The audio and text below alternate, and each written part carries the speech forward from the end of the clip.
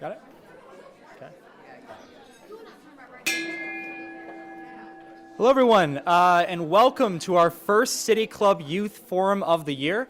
My name is Philip Hedayatnia. I'm a senior at Hawkins School in Gates Mills, and I'm also the chair of the City Club's Youth Forum Council. And I first of all wanted to just welcome you all here for our first forum, and thank you for coming. The goal of the City Club's Youth Forum Council is to create meaningful dialogue in our community for youth. The City Club does a fantastic job inspiring conversations all the time within the city of Cleveland on many different civic issues. What we want to do as a council is make sure that the issues that matter most to you as youth are being heard and that the right discussions are being had. So before we begin today's forum, I just wanted to kind of provide you all with a few announcements. First of all, if you wish to join the Youth Forum Council, we're always looking for new council members, and actually applications are available on the front desk right out there. So if you come here today and you like what you see and want to be involved in it, just let us know, and we'd be happy to invite you to the team. Additionally, in the booklets that are at everyone's table, there's a lot of information on how to get involved via social media. So if you have your phones, this isn't a time to leave the ringer on, but it is a time to tweet, to Facebook, to do whatever you need to spread the word not only about the forum today, but also get active with us on social media. One other thing that I want to mention, we're going to be providing more information about this in the coming months, probably around January. The City Club has an essay contest called the Free Speech Essay Contest. More information is going to be available on our website soon. And that's something that I'd encourage you all to apply to, write for. We're always looking for more applicants to that. And to also stay tuned for our next forum, which is going to be taking place soon on police community relations. Again, more information on that will be posted on our website shortly. So now I'm going to pass it off to Daisha Kirkwood, who's the director of this forum, and she's going to explain to you the topic and introduce the forum formally. Thank you so much.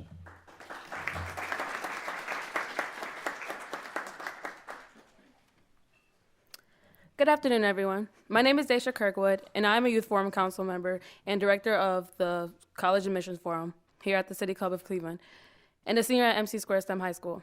In the United States, many students are unprepared for college. Many students are unaware of how to get ready and prepare for college, or how important being ready for college is. As students, we have questions such as, when are deadlines, what are application fees, what is a resume, and how to prepare a resume for scholarships and other financial aid, and where do I go for the financial aid, etc. But also we have questions about what happens after our applications get submitted. When colleges look at the sheets of paper that summarize our high school lives, how can we make sure we're sharing our accomplishments properly, honestly improving our chances? This afternoon, we want to shed some light on that process and how to prepare for it, including things like fees, resumes, financial aid, the common application, and other scholarships. To do that, we assembled a panel to help students through this process every day so that they can answer the question on all of our minds: how do we, as youth, prepare ourselves for the college process and excel within it? Now I'd like to introduce our panelists. First, we have Lee Friedman, CEO of College Now, Greater Cleveland, an organization that works with our teens in our area to prepare them for the college process. Before becoming CEO of College Now, Ms. Friedman was CEO and president of the Cleveland Leadership Center. Friedman is also a Cleveland native and graduated from Beechwood High School. Second, we have Josh Levy, a 1994 graduate from Oberlin and the current associate director of admissions. Mr. Levy also serves as the regional admissions representative for Cleveland, Philadelphia, and New Jersey, meeting with students in those areas to talk to them about the Oberlin experience. And finally, we have Brent Shelley, president of Minds Matter Cleveland, an organization founded in 2008 providing academic support and test preparation services to inner city students to help them do well in the college process. With 63 students and 200 volunteers in the program currently. Now to hand it off to our moderator this afternoon, a senior at Gilmour Academy, Ron Ryavec.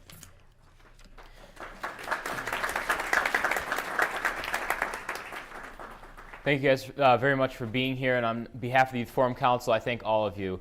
My name is Ron Ryavec. I'm a senior at Gilmour Academy, and I will be the moderator today. Thank you, guests, for being here. Before we begin today's forum, if you could give students in high school one piece of advice about like when applying to college or about the college process, what would that one piece be? Anyone of you guys wants to take it first, go for it. I'm happy to. I just spent 2 weeks on the road, and I actually gave this piece of advice quite a bit to the students I was talking to. I would relax. I think there's way too much stress put on this. I think students and families are so caught up in the name of the schools that they're looking at and not the kind of education they're going to get at those schools, and they freak out. And I think that taking a few deep breaths, relaxing a bit, and understanding that it will work out and students will go somewhere where they're going to have a great experience, get a great education, and go on and do wonderful things afterwards. I would advise you to be yourselves. The college application process is an opportunity to provide colleges with a snapshot of who you are and what you are going to bring to the college community.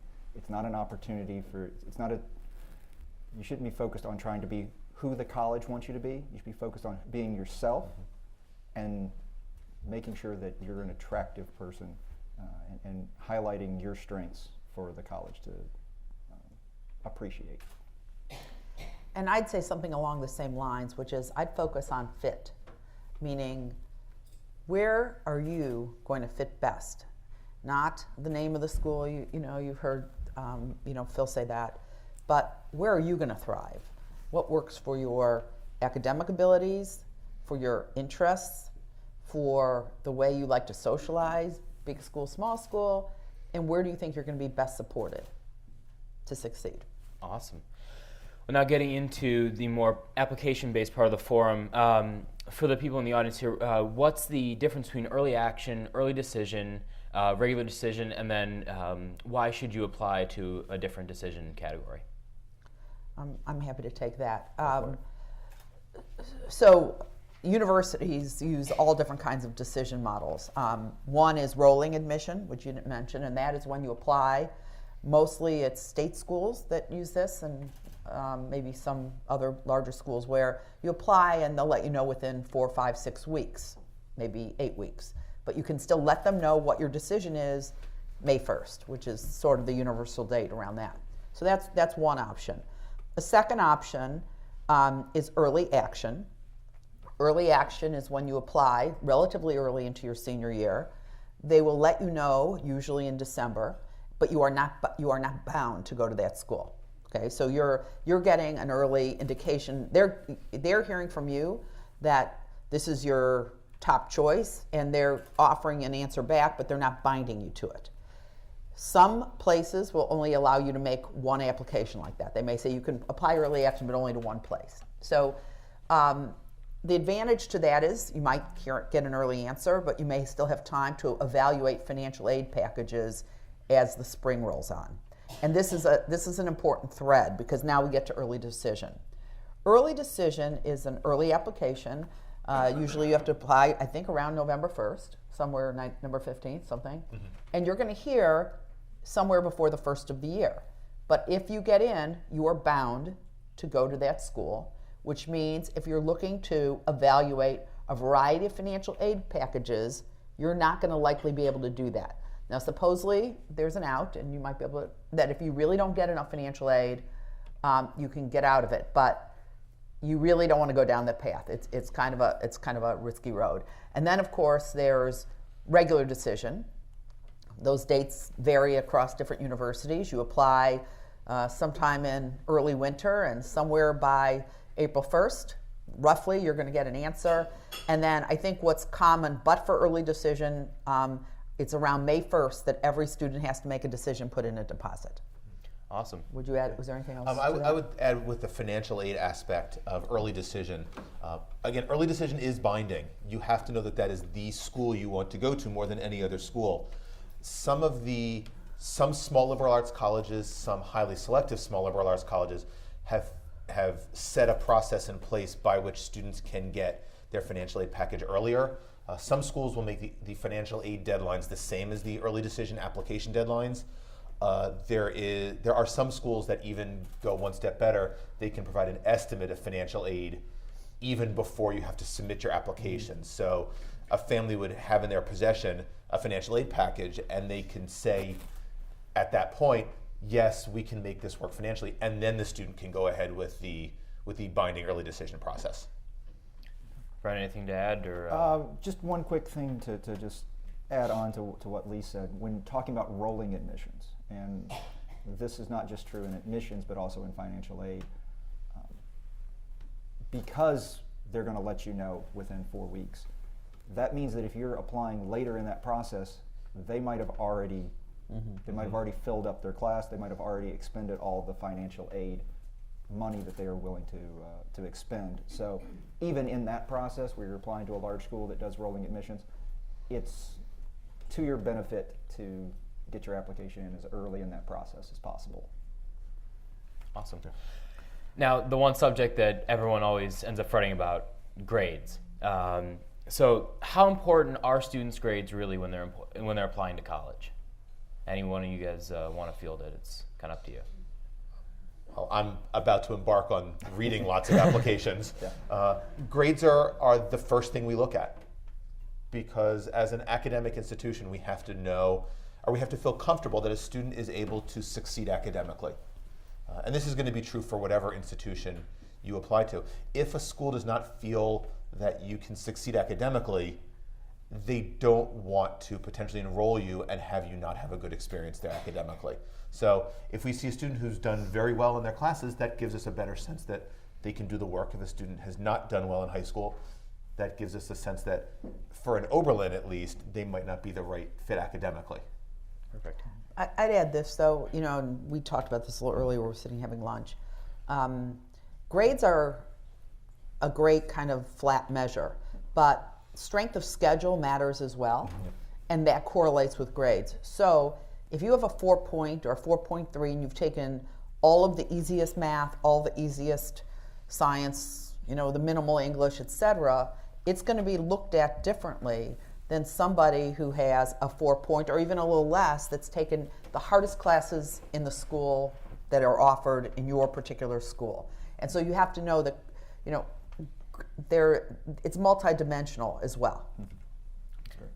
One other thing I'd add is grades and your transcript they're a history of your time in high school, and certainly grades are critically important. Changes in your grades are also incredibly important because they tell a story about how much effort you're putting in at high school and whether you're going to be ready to succeed. So if a school sees that you're getting all A's your freshman year, all A's your sophomore year, and then all of a sudden you drop down to all C's your junior year, that raises a question. They're going to say, what happened?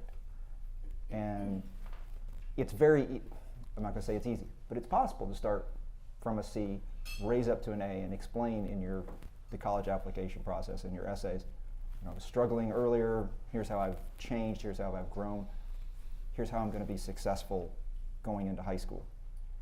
If, on the other hand, that curve is different, and you start at A's and go down, that's a harder narrative to say. It's, well, why did you stop trying?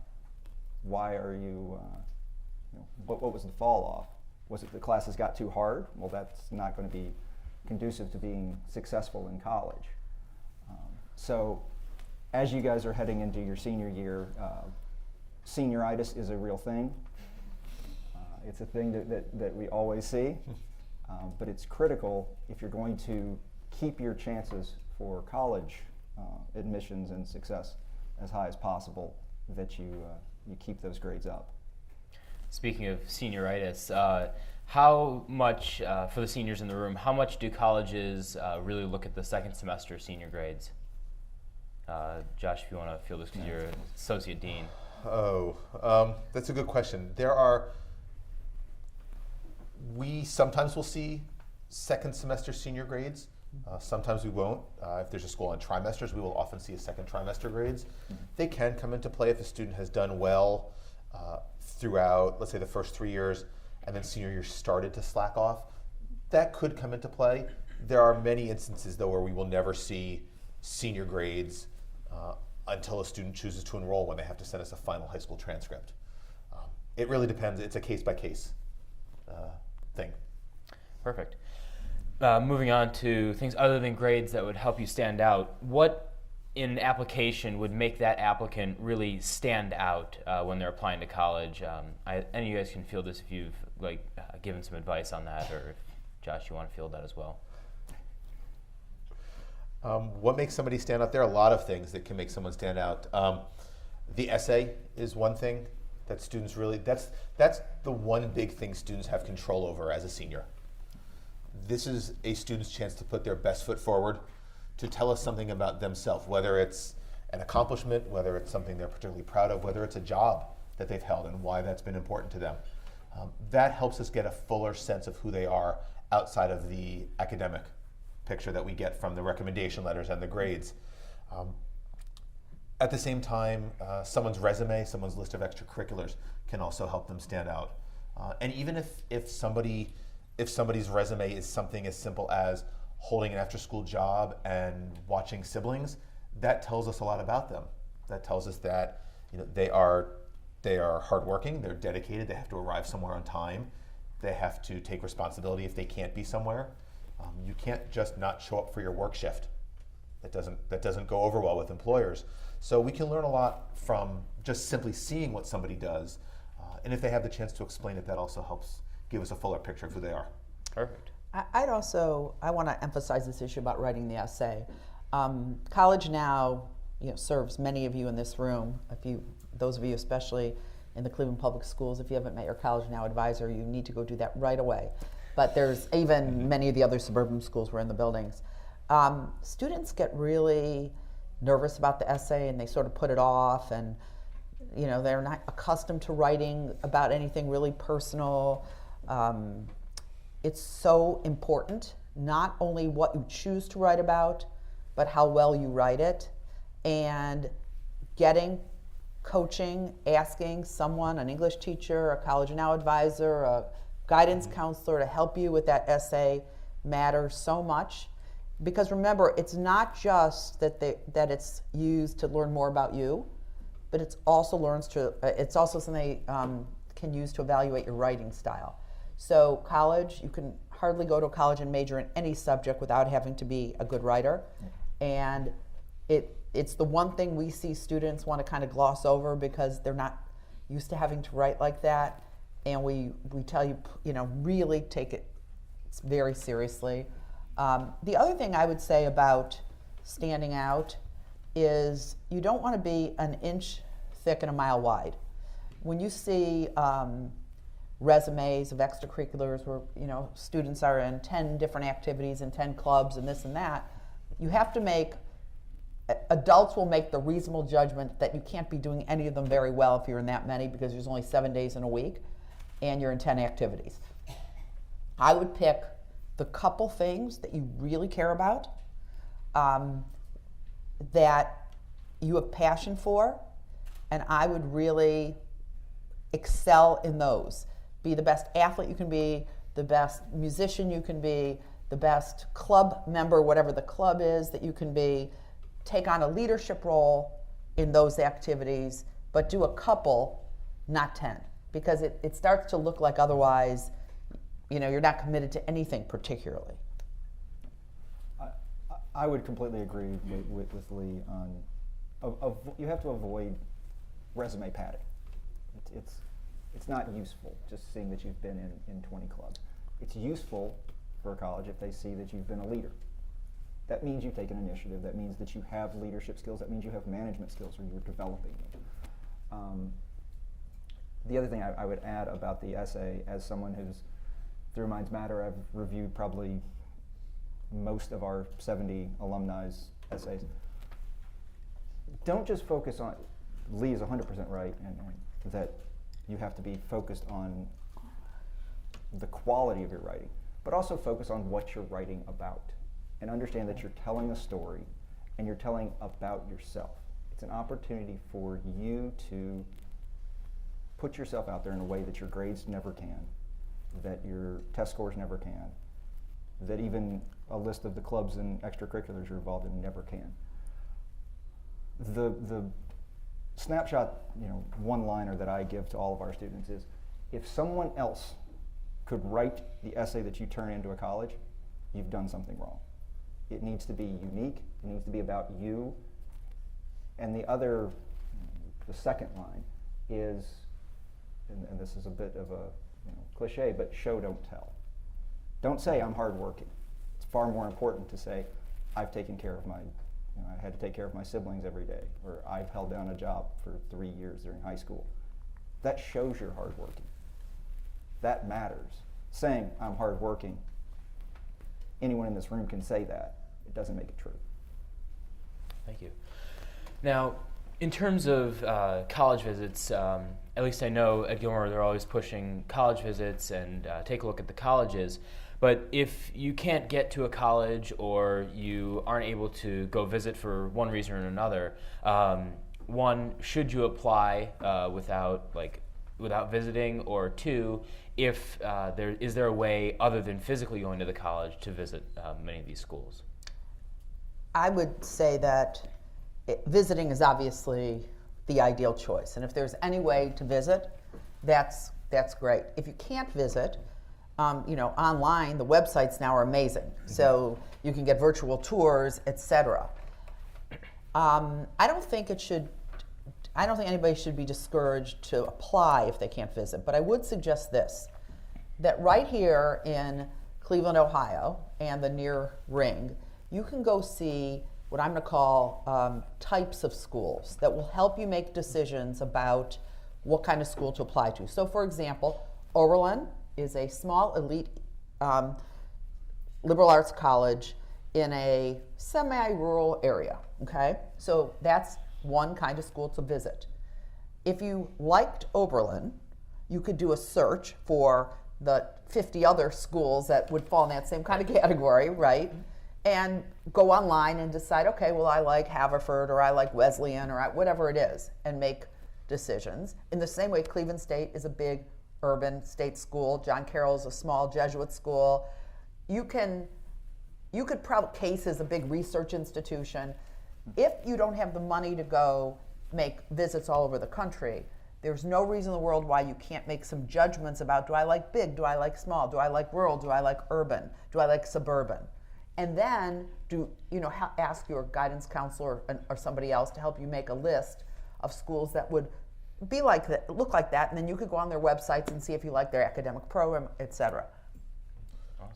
I mean, I would add, there's a lot I can add to this, just because there's so many things that are running through my brain. But Oberlin, for example, we have an aerial tour of campus. We got a drone from somewhere and took it around campus, so you can see what campus looks like. Right. I guess I'll make two other points. There are many colleges that have visit programs that will not require you to spend any money. Oberlin has something called the Multicultural Visit Program that is for students of color, but also for first generation and low income students. You can look online and just type in and do a search on multicultural visit programs or access visit programs, and you will find a list of colleges that offer these. They will not cost you a penny, and colleges will fly you to their campus for 2 or 3 days to see what the school is like. The last point I will make is that it is important to get a feel for the school. Campus visit is a great way to do that. Looking at websites can help, because many colleges will also have, in addition to the main essay, they will have a supplemental essay that asks questions similar to, why are you interested in our college? And if your answer is, I like your school because you have English and I want to study English, that is fine, but that does not make your interest in any particular school distinctive, because most schools are going to offer English. If you can talk more about the feel of the school, what the students are doing, what they do on the weekends, what the students do outside of their classes, that's going to help colleges understand that you have a better feel for what makes a school distinctive from another school. I don't have anything specifically to add about how to access visits. I will just point out, it's very important. To the extent you can visit, it's critically important, because each school, you can look at types of schools, you can look at whatever comparisons, but each school does have its own characteristics. It does have its own community. It does have its own feel, its own fit. And finding a school that you fit in can be the difference between whether you're successful or whether you're not. whether you get a positive environment or a positive experience out of college or not. Just personal anecdote, I went to Indiana University in Bloomington for my undergraduate experience. That was a bad fit. It's a great school. It's an absolutely great school. I would tell anyone here who's looking at a large state school that Indiana University is exceptional. It wasn't for me. It was too big. I was too shy. I wasn't able to take advantage of the tons of experiences it had just because I wasn't outgoing enough to take advantage of it. When I went to law school, I spent more time visiting schools and trying to find a community that I fit in.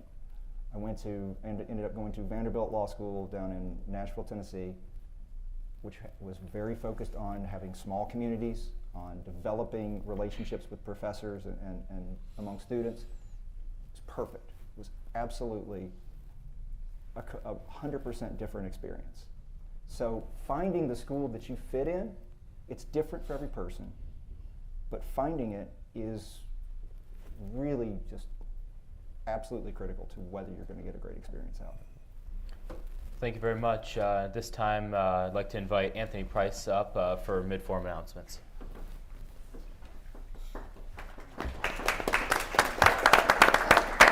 Thanks, Ron.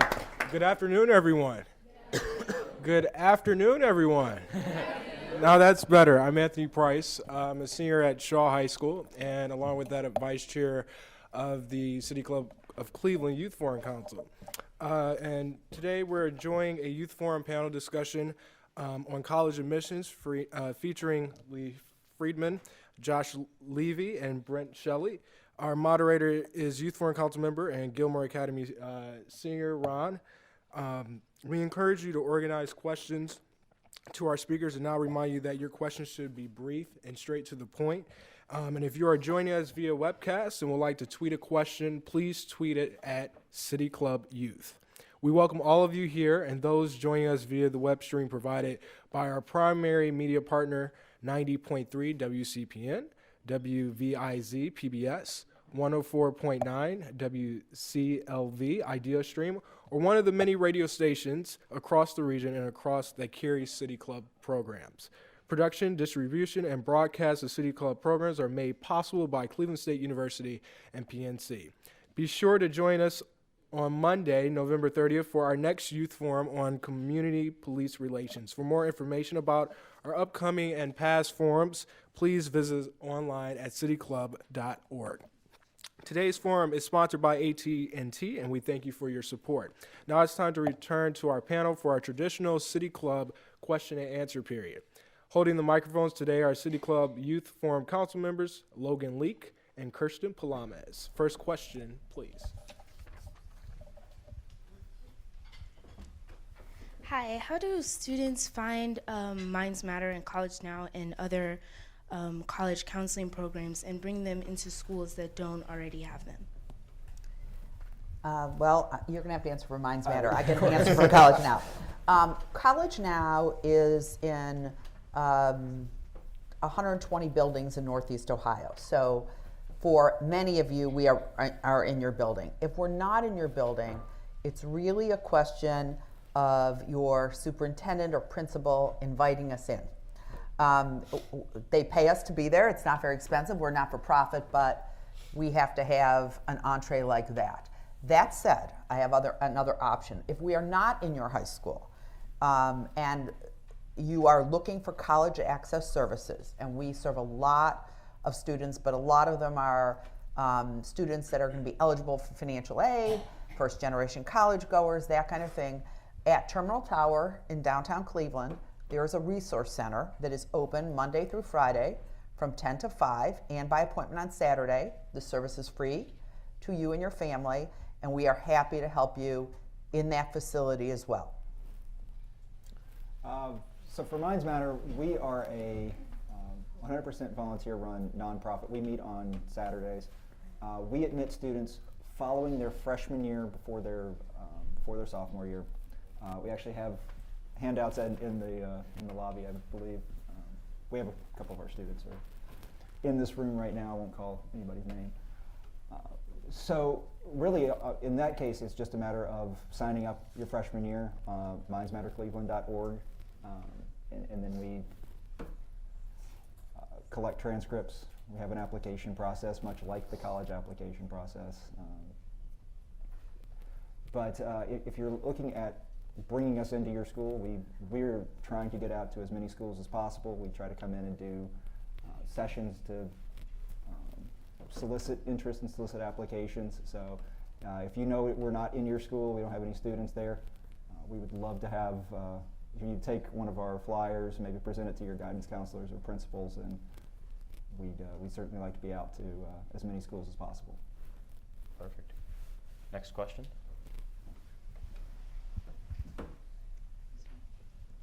Hi, my name is Kiara from Bedford High School. I wanted to ask, aside from the senior year, what year do you feel that students should really try to, stay persistent on? So what year should students be the most persistent on, aside from their senior year? Junior year is historically seen as one that is the one where the classes start to get more difficult and colleges can start to get a better feel for how well students will be able to do. Often that's where students will start to take advanced placement classes or international baccalaureate classes if those are available in a particular high school. So I would say it's junior year where some students will start to take the more difficult classes, and colleges will start to see that, and they'll look at how the grades were impacted by a student taking those more difficult classes. The junior year is, I'll agree with that. The junior year is also the year that you really should start looking at colleges, at what college makes sense for you. Too often students wait until senior year and then they're trying to research colleges while they're trying to complete applications. And as we were talking about earlier, early decision, early action, rolling deadlines, they come up real fast if you wait until the beginning of your senior year to start looking at that. Perfect. Hi, my name is Autumn Faith Walker. I'm a junior at Laurel School and also a member of the City Club of Cleveland Youth Forum Council here. My question to you is, what are some good online sources for when you're looking for colleges and also for the application process? Thank you. How many of you in this room are familiar with Naviance? Okay, there you go. Naviance is a great online tool. It's a sort of career and college guidance platform. If you have it available in your schools, which it looks like many of you do, I highly suggest you use it. In addition, there's the Princeton Review, and there's, if you do a Google search on almost any college, or just college admissions, or how do I pick a college, you will come up with a plethora of options. But if you have Naviance or something like that that your school's making available to you, we really highly suggest that you use it. Perfect. Hi, my name is Brianna Moore from Shaw High School. If our ACT scores, if we take the test September, and our scores aren't sent to the schools before the deadline, the early decision deadline, does that affect our application? Good question. The policy for many schools is that if a student files the actual application itself by the deadline, great. What we will do is we will wait until the rest of the pieces come in, we'll put them all together, and we'll review your application. If we discover that we're missing something, for an early decision application, if we discover we're missing something, let's say 2 weeks after the deadline, we'll probably reach out to the student and or the guidance counselor to say, hey, we don't have your high school transcript yet. Can you make sure it gets to us? Until we get everything, we won't be able to review an application. For a student who takes the standardized testing in September, it should be at the school for a November deadline. For a student who takes it in October, it should be at the school for a November deadline. It may not. Some schools, some students will choose to rush their scores. It does cost a little bit of extra money to do that. But other students will just say, you know what, they've said it's going to be 6 weeks from October 1st. That's the middle of November. That's right around the application deadline. That's fine. And so chances are if you take it in September or October, it would get there in time. Now, if you're doing a rolling decision, you may want to have the score sent quicker because they're admitting students and having offers of admission accepted, and at a certain point, they will fill up. And so you may want to get everything in as soon as possible. I want to add something about the testing because we haven't talked about it. I'm hoping that all of you in here that are seniors did not wait till September to take your first ACT or SAT of your senior year. Right. Because the reality around the score, whether it's a good test or a bad test, it kind of doesn't matter. It's the only thing the colleges have to try to compare students across different kinds of high schools, different kinds of backgrounds, different kinds of interests, etc. And especially for those students that are looking for financial aid, the score matters. Naviance does a prep for ACT. College Now offers prep for ACT. Many other, and this is what Minds Matter works on. For those of you that have taken private classes for ACT or SAT, it's not the most pleasant part of this. I don't know anybody that loves standardized tests, but it is an important part. Until they find some other way to do it, it matters. And we advise kids to take the test at least 3 times. And if they can take the SAT and the ACT, take both. Some kids do better on one than the other. They're different. And so I just wanted to be sure that we had a chance to just talk about that because it's not so much that whether you have a 26 or a 27 is going to be the difference of whether you get in or don't. Those are very close, or a 31 or a 32. I don't think that's the difference. But the point is if you can drive that score up, it will matter in terms of not only where you're admitted, but how much money you're going to get. And so it's important. Since I do work with the ACT quite a bit, one other thing to keep in mind, and just while we're talking about this, pay attention to the schools that you're applying to, how they look at the ACT or the SAT. Specifically, how many of you guys have heard of the concept of a super score or okay. So, for those of you who didn't raise your hand, a growing number of colleges will, instead of just taking your best score or your best cumulative test, if you take the test 3 times, let's say you got a 22 on math 1 time, you did very well, you got a 24 on the rest of them. Next time you take it, you get a 22 on everything but math, but it goes up to a 24. They will take that 24 on every section and make your highest, best possible score. What that's useful for is whenever let's say you're taking the test 3 times, as Lee suggested, which I completely agree with. If there's a section that you did poorly on, but you got the score that you were looking for on the rest, well, maybe you take it again and you focus completely on improving that one score, and if your other scores might drop. But if you're going to a school that does that super score concept, if you're applying to a college that accepts those, that's just going to raise your overall application ACT. So just something to keep in mind as you're looking at schools and putting together your application strategy. Perfect. Hi, my name is Quincy Shabazz, and I go to John Hay Architecture and Design High School. And my question is, if you're in high school and your grades are low, is it still possible to get in college, and how? There's no question it's still possible to college. There's a school that will fit every student. That's why we talk about fit. So if you went to high school and your grades are low, you can certainly go to community college. Everyone here knows, I'm sure, about Cuyahoga Community College, and that's open admission, which means they don't care what your scores are or your grades are. I mean, you can start there. A lot of students do, and they get some work under their belt, and maybe they finish a 2-year degree or a certificate, and then maybe they transfer to Cleveland State or another school where then they finish 4 years. It's economical.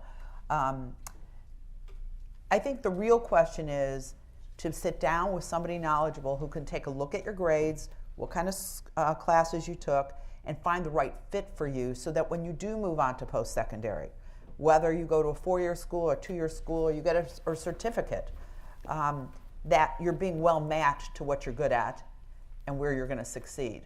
You know, what we don't want to see is students starting school in something that they're sort of set up not to do well, and then they get discouraged and they go through their Pell money.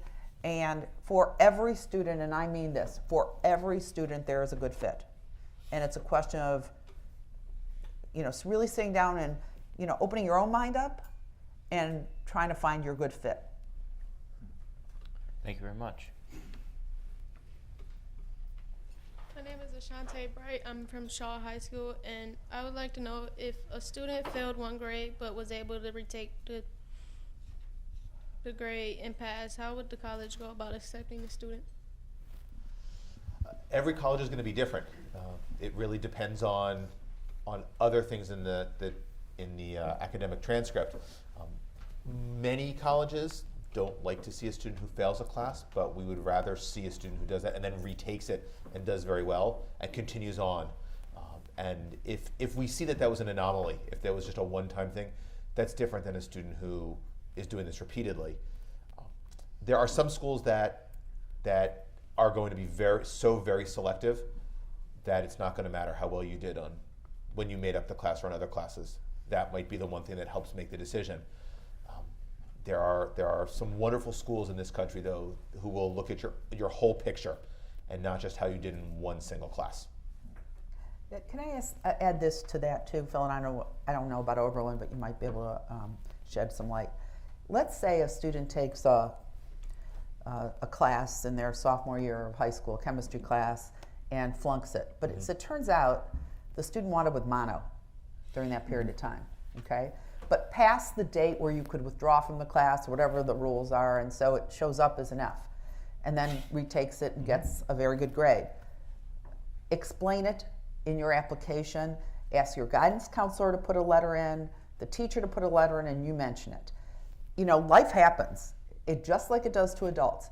And I don't think that what colleges are looking to do when they're evaluating your applications, they're looking for your best self. They're not looking for problems. And so if it turns out you have a really solid reason why you flunked a class, tell them what the reason was. Absolutely. Hi, my name is Mary Ellen Karras, and I'm the Advanced Placement and High School Gifted Coordinator for Cleveland. And I'm always asked this question. I have a two-part question. One is, I'm asked often in evaluating a high school student's transcript, which carries more weight, post-secondary option college courses or advanced placement courses? And the second part is, in terms of evaluating advanced placement, I just went to a conference where they were saying the fact that the student took the course and what grade the student got in that AP course carries a heavier weight than what they scored on the AP exam. So I wanted to get your thoughts on that. Yeah, that is for me. Those are two very good questions. At least at Oberlin, we don't prioritize AP over a PSEO option. We like to see that a student is doing one of those. We know that sometimes one fits into a schedule better than another. But we like the fact that a student is choosing one of those options as a way to challenge him or herself even more than they can potentially just by staying in the high school. As far as the grade in the class versus the grade on the exam goes, we very rarely see official AP exam results in the admissions office. Those will typically go to a registrar's office if a student wants to transfer those credits. It's much more common that a student self-reports their scores. We will make note of those scores if they are either extremely high or if they're not so strong. The scores a student receives on an AP exam, though, are not going to be what swings our decision in one way or another. As we talked about earlier, somebody had a bad day. They woke up and they had a terrible migraine that day, but they've already paid for the exam, so let's just go try it and see how we do. So that score may not necessarily be indicative of how well the student really could do. We don't know the backstory, but we don't place great weight in the actual score on the exam. We're looking more at the class because the class is giving us a full year's worth, a full year's picture of a student's ability in the classroom, their writing, their conversation, things like that. I would add this. College Now does a lot of predictive analytics, as I'm sure you know, and we think that students that have either taken advanced placement courses and done well, or have gone to some early college class and have done well are the ones that are best prepared to succeed when they do go to college, because they've got some sense of what college level work is really like. And so we're big advocates of taking whichever opportunity, just really for the purpose of your transition to college and success in college. Hi, my name is Danielle Harris. I'm a junior at Cleveland Early College at John Hay, as well as a member of the City Club Youth Council. And my question is, I want to hear more about the FAFSA and CSS profile and the difference between the two. Well, I'll start with the FAFSA.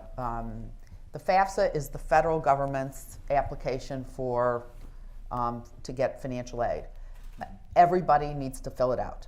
Everybody, even if you do not think you're going to qualify for financial aid, we suggest you fill it out. And the reason for that is there are other kind of scholarships that universities have, and they will still ask you to fill that out. So one is a government form, and again, every student should fill it out. Just because, again, if you're looking for Pell Grant, Pell Loans, Student Plus, Parent Plus, any kind of subsidized loans, you need to fill it out. I'm going to let you answer the other one because that's a nuance. I'll do my best with this. The CSS profile is the financial aid profile offered by the College Board. Right. It is, from what I have heard, it is a significantly longer form than the FAFSA if you're filling everything out. Most people don't fill everything out. So for some people it may be just another form with similar information. The CSS profile does go into more detail from what I have heard from our financial aid folks. They really get a much deeper look at a family's financial situation. It is the form that is used more so by small liberal arts colleges and by other selective schools who essentially don't want to be told exactly how we need to spend our own money. We do require the FAFSA because we do allocate federal financial aid dollars, but we spend a lot of our own money on financial aid scholarship dollars as well, and we want to be able to get a fuller picture of a family's ability when we decide how we're going to spend our money, and the profile allows us to do that.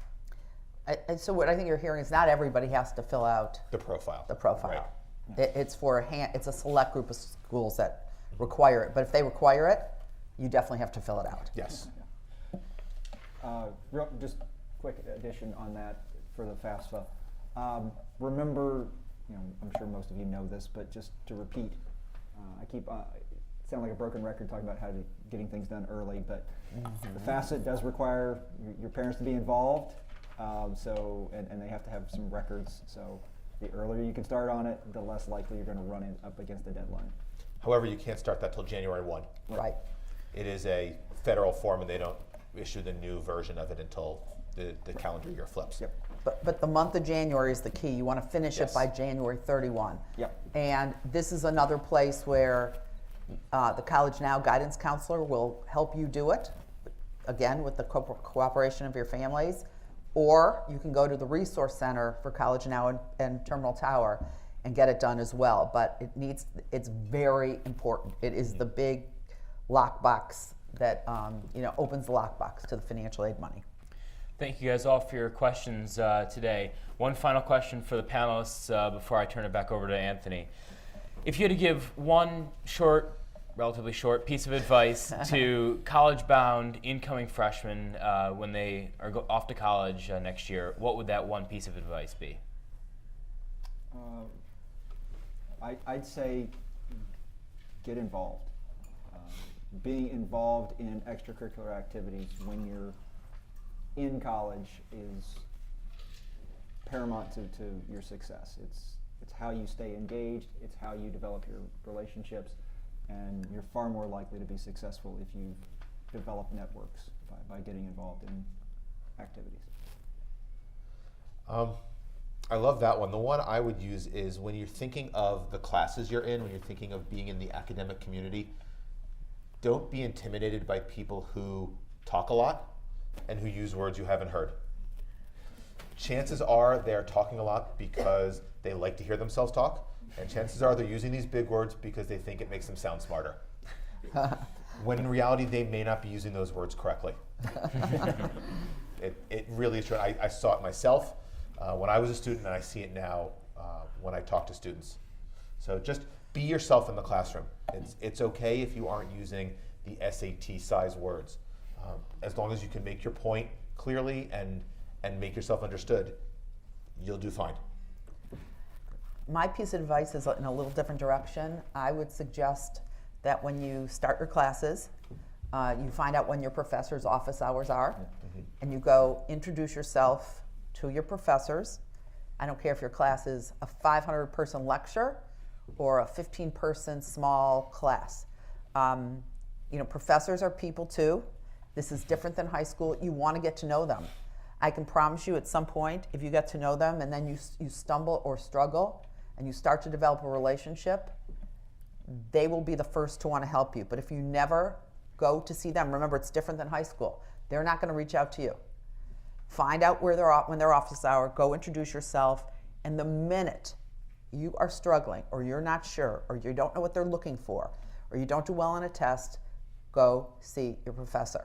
It sounds simple, but the number of kids that don't take that advice because they're intimidated or they don't realize that it would be welcome, that's where the mistakes start and you start struggling and it goes down from there. Thank you very much, all three of you guys today, for a great forum and a great panel.